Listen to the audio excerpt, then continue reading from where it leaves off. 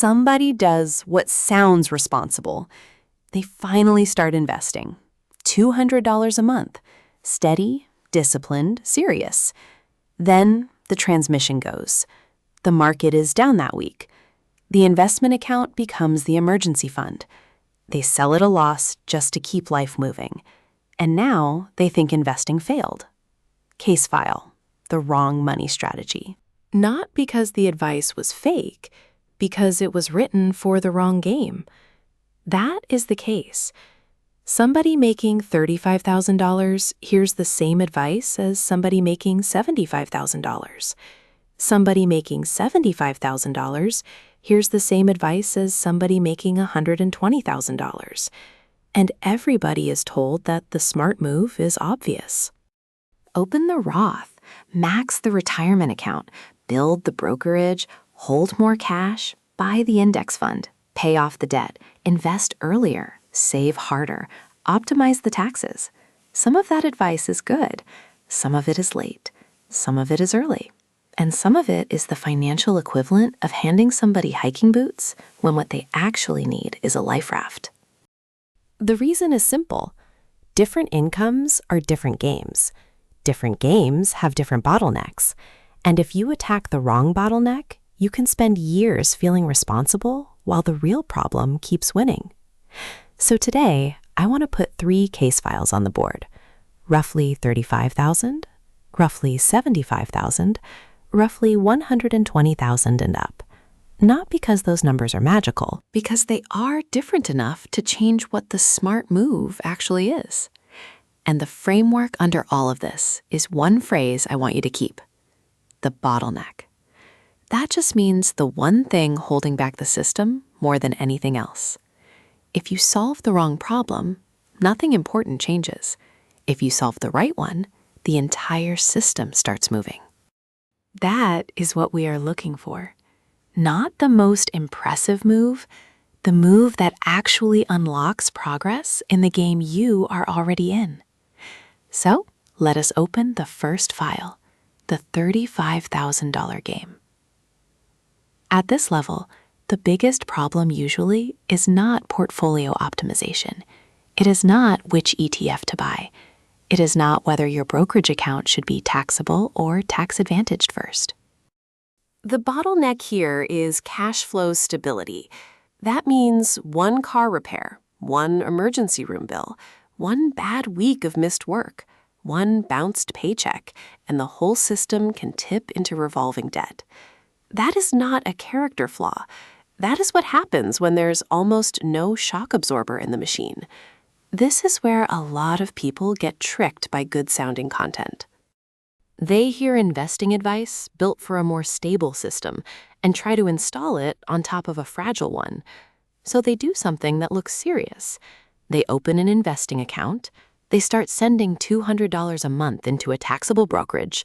They feel like they are finally doing the right thing. Then the transmission goes out. Or the dog needs the vet. Or rent jumps. Or hours get cut. And because there was no buffer, the investment account becomes the emergency fund. They sell at whatever price the market is giving them that week. Maybe at a loss. Maybe in a panic. Maybe with a new permanent suspicion that investing is only for people with extra money. That is the wrong game. If the system is unstable, your first job is not elegance. It is shock absorption.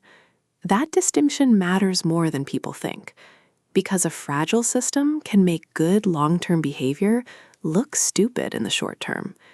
If somebody with almost no buffer tries to follow upper-middle-class investing advice, the market is not the only risk. Timing is the risk. Liquidity is the risk. Stress is the risk. The fact that one bad Tuesday can force a reversal is the risk. That is why I want to be precise here. At this level, the question is not, can investing be good? Of course it can. The question is, can this particular system survive long enough to let investing do its job? Those are not the same question. At this level, the clean move is usually much less glamorous than people want it to be. Build a small buffer that is hard to touch. Not a fantasy emergency fund built from internet perfectionism. Not 6 months of expenses by next Friday. Just enough cash to stop every surprise from becoming a credit card event. That first layer changes behavior. It slows panic. It reduces forced selling. It buys time.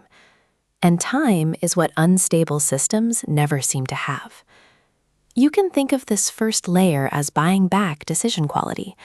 Because people under constant financial pressure do not make worse choices because they are lazy. They make worse choices because every decision is made under compression. They need the car to work tomorrow. They need the rent to clear. They need the debit card not to bounce. So when internet finance tells them to think in decades, while their real life is screaming about Friday, the advice is not technically wrong. It is just aimed at the wrong layer of the stack. Now, there is one important exception here. If an employer match exists, that can still deserve an early place on the board because free money is free money. But notice the language. Early place. Not automatic dominance over every other reality in the system. The next big truth in the $35,000 game is the one people hate because it does not feel sophisticated. Income growth matters more here than allocation sophistication. At this level, a meaningful raise can do more than years of tiny optimization arguments. A better role, a better wage floor, a certification that lifts the paycheck, a move into a higher-paying shop, a cleaner path into predictable hours. That can change the system faster than spending 6 months debating fund selection while the emergency layer is still thin. And this is where people sometimes get offended because it sounds like the answer is, just make more money. That is not what I am saying. I am saying the leverage point changes by game. At lower income levels, a moderate increase in income can change the entire shape of the machine. It can create actual surplus where none existed before. It can turn a permanent emergency into an occasional inconvenience. It can create a world where the investing advice finally has something solid to stand on. So the suspect in this first file is optimization theater, doing advanced-looking things on top of a weak base, because advanced-looking things feel smart. The clean move is stabilize cash flow, capture obvious free money if available, and put real energy into raising the earning floor. That is game one. Now, let us open the second file, the $75,000 game. This is where a lot of people look fine from the outside and quietly stop building wealth. The bills are paid, the paycheck is better. There is room, at least compared to before. And that is exactly why the trap changes. The bottleneck here usually is not raw instability anymore. It is comfort drift, lifestyle inflation, invisible leakage wearing nicer clothes. At this level, people can afford more mistakes without immediate disaster, which makes the mistakes feel harmless. The better apartment, the newer car, the upgraded grocery habits, the subscriptions nobody audits, the travel that became normal. The I deserve this spending that always sounds reasonable in isolation. Nothing feels catastrophic. That is the point. The system gets captured by softness, not crisis. And this game is dangerous because it feels like adulthood has been solved. The paycheck is respectable. The apartment is decent. The bill's clear. You can travel sometimes. You can upgrade things without needing to explain yourself to a calculator first. That new comfort creates a very believable illusion that because you are no longer unstable, you must be building wealth. That is false, often enough to be one of the biggest middle-income traps I know. You can be stable and still be stalled. And this is where advice from the lower income game starts failing. Someone in the $35,000 game needs stability first. Someone in the $75,000 game usually already has enough stability to move beyond survival logic. But if they keep thinking like every spare dollar is too precious to route intentionally, they get stuck in the middle forever. This is the income tier where account order starts mattering more. This is where contribution percentages matter. This is where I invest a little sometimes stops being enough. Because the money to build something is finally there, but the system to capture it often is not. And middle-income people get hit from both sides. On one side, they are still close enough to earlier instability that they remember what it felt like to be careful. On the other side, they are finally comfortable enough to fund a more expensive default life. So they do this strange in-between thing. They are too comfortable to act urgently, but not systemized enough to compound deliberately. That is how years disappear. And here's where a lot of people get fooled by appearances. They are not in trouble, so they assume they are in progress. Those are not the same thing. A stable-looking life can still have a weak wealth engine. At this level, the clean move is to start treating wealth building as a formal system, not leftover intention. That means deciding the savings rate on purpose, deciding which account gets filled first, deciding what percentage of every raise gets captured before lifestyle expands to eat it, deciding whether the spending category in question is actually improving life or just making the baseline more expensive to maintain. This is also where invisible leaks matter more than people admit. Not because a coffee is ruining anybody's life, because repeated low-friction spending plus a rising lifestyle can quietly absorb the exact margin that should have been building the next layer of wealth. At $75,000, the question is not usually, can I survive? It is, am I converting income into durable assets? Or am I just operating a better funded lifestyle? That is a very different case. This is also where people start mistaking choice volume for financial control. More choices at restaurants, more choices on weekends, more choices in neighborhoods. Choice feels like power. Sometimes it is. Sometimes it is just more doors for money to leave through.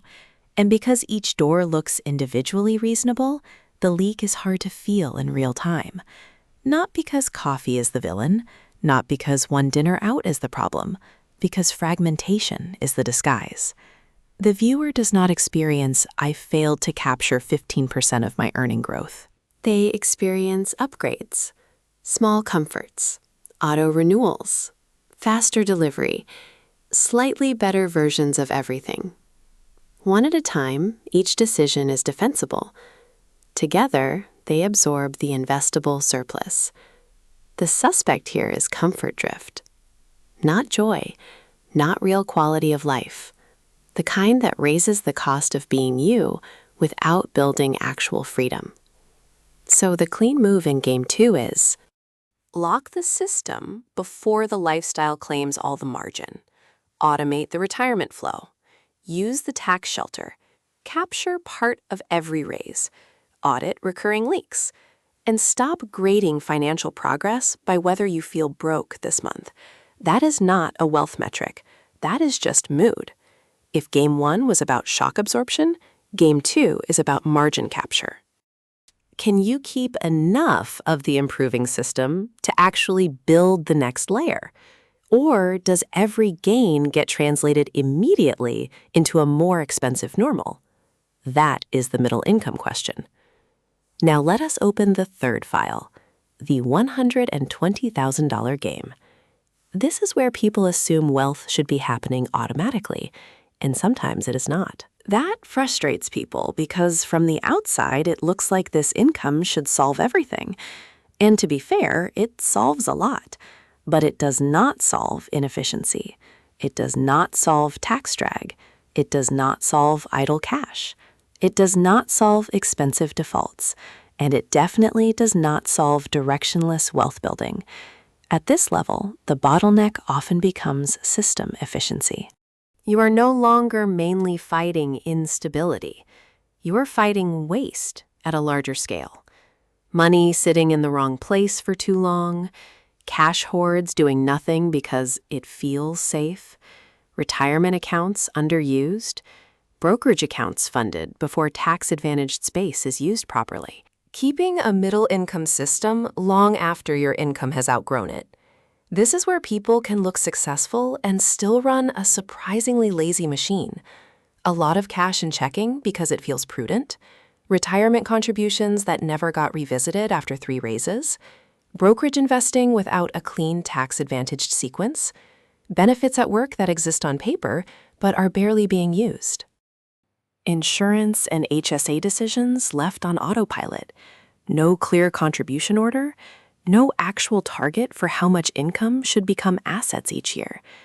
At this level, the cost of drift gets bigger because the dollars are bigger. The machine can waste more without sounding alarms. This is how somebody can earn real money and still feel strangely behind. The problem is not usually one catastrophic decision. It is that the machine was never upgraded. The old settings stayed in place, and old settings become expensive when more money runs through them. This is where opportunity cost stops being theoretical. At lower income levels, opportunity cost is often emotionally less important than stability. That makes sense. You cannot optimize tax drag while the floor is unstable. But once the floor is stable and the income is strong, idle cash and inefficient routing are no longer neutral choices. They are active drags. And the danger is that they still feel conservative. That is what makes them hard to catch. A large checking balance feels safe. A giant pile of unallocated cash feels responsible. Using the same contribution settings you set up 3 promotions ago feels harmless. But from a systems perspective, that can be a very expensive version of good enough. The suspect in this third file is the lazy machine. Money sitting still while your income is moving fast. Defaults that were fine 2 promotions ago and expensive now. A system that looks responsible from the outside because nothing is visibly on fire, while real progress keeps leaking through idle cash, stale contribution settings, tax drag, and unreviewed benefits. Game 3 does not usually fail loudly. It fails quietly. That is why so many high earners feel confused by their own numbers. The income sounds strong, the lifestyle sounds stable. The accounts exist, and still the machine is underperforming. So the clean move in Game 3 is upgrade the machine on purpose, recheck the account order, recheck the tax shelter usage, recheck the cash pile, recheck which benefits at work are actually being used, recheck how much of strong income is being converted into assets instead of just circulating through a more expensive normal. This is where opportunity cost starts getting loud. At lower income levels, the most dangerous mistake is often visible stress. At higher income levels, the dangerous mistake can be invisible inefficiency. Not because nothing is happening, because the wrong things are happening quietly. This is why identical advice fails across games. Hold more cash can be life-saving in one system and dead weight in another. Just invest something small can be the right start in one system and underpowered hesitation in another. Pay off every debt before investing can be wise in one case and mathematically lazy in another. The sentence itself is not enough. You need the context. You need the case. You need to know what the binding constraint is before you decide what counts as smart. And this is why I do not like universal money slogans. Always invest first. Always pay debt first. Always keep more cash. Always max retirement before anything else. Those sentences are attractive because they remove uncertainty. They let people feel like somebody finally handed them the rule book. But I am not here to hand out bumper stickers. I am here to open the case. The same move that protects one person can suffocate another. The same habit that is responsible in one game can be wasteful in the next. So if a rule sounds too universal, I want you to get suspicious. Universal advice is often just context with the edges sanded off. So let us put the 3 files side by side. At roughly $35,000, the system is threatened by instability. At roughly $75,000, the system is threatened by comfort drift and weak capture of new margin. At roughly 120,000 and up, the system is threatened by inefficiency, tax drag, and money sitting in the wrong places for too long. 3 games, 3 constraints, 3 very different versions of the right move. Before you ask which fund to buy, which account to open, or which finance rule sounds smartest, ask a more useful question. What is the one thing holding my system back right now? Not some random person in a different tax bracket with a different employer, different family setup, different cash cushion, and different risk. Not internet you, not ideal you, your system, your actual bottleneck, because that is where the case usually breaks. People copy solutions before they diagnose the constraint. That is backwards. Diagnosis first, then the move. That order matters outside of income too.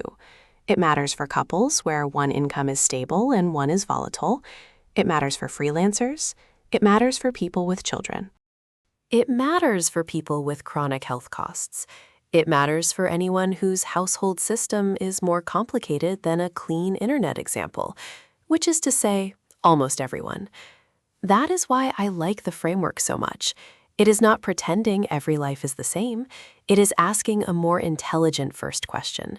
Where is the machine actually breaking? So here is the short version. If your system breaks on one surprise bill, stabilize it first. If your income has risen, but your asset building has not, capture the margin before comfort does. If your income is strong, but the money is sitting in lazy defaults, upgrade the machine. That is how you stop playing the wrong game. And if you are not sure which game you're in, start here. Ask what hurts first. If one surprise expense creates chaos, the constraint is probably stability. If nothing is technically wrong, but wealth is not accumulating, the constraint is probably capture. If income is high, but the system still feels vague, bloated, or underpowered, the bottleneck is probably efficiency. That will not solve the whole case, but it will usually point you toward the right board. Case note: smart money advice is not universal just because it sounds universal. The right move depends on which game you are in and what is actually holding the system back. Find the bottleneck, then follow the money.